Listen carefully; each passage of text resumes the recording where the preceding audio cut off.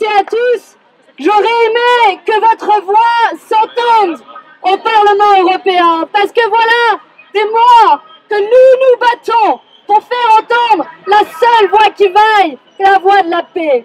Et l'Union européenne, jusqu'à présent, a refusé d'utiliser l'ensemble des outils à sa disposition.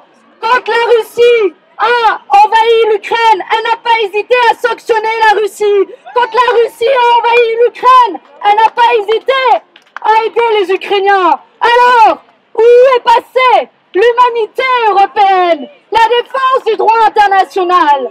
Et depuis des mois, nous nous battons pour que l'Union européenne se prononce pour un cessez-le-feu permanent, immédiat et sans condition. Bravo!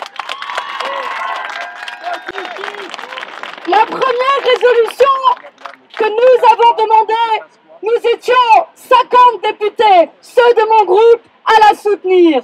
Quelques mois plus tard, nous sommes en passe d'avoir une majorité au Parlement européen, mais face à nous, on a des va-t-en-guerre. Face à nous, on a ceux qui veulent fermer les yeux. Face à nous, on a les soutiens inconditionnels du criminel de guerre Netanyahou. Alors, cette semaine, au nom de mon groupe de la gauche au Parlement européen que je préside, j'ai déposé une résolution dont l'objectif est très simple.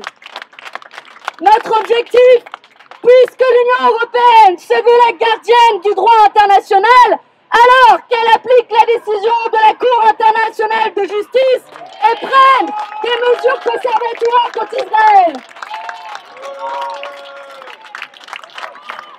Ce que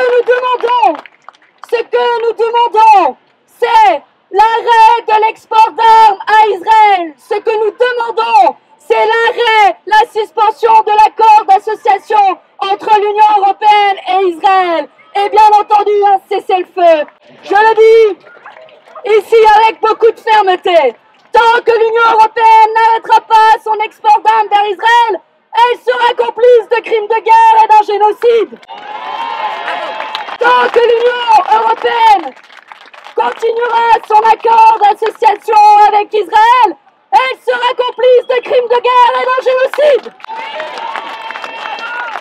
Et tant que l'Union européenne continuera à soutenir Israël, vous pouvez être sûr qu'ils peuvent compter sur nous, mais sur vous toutes, ici, vous toutes et vous tous, nombreuses et nombreux, à faire entendre cette voix de la paix à Paris, à Bruxelles et jusqu'en Israël. Benjamin Netanyahou, écoute-nous bien.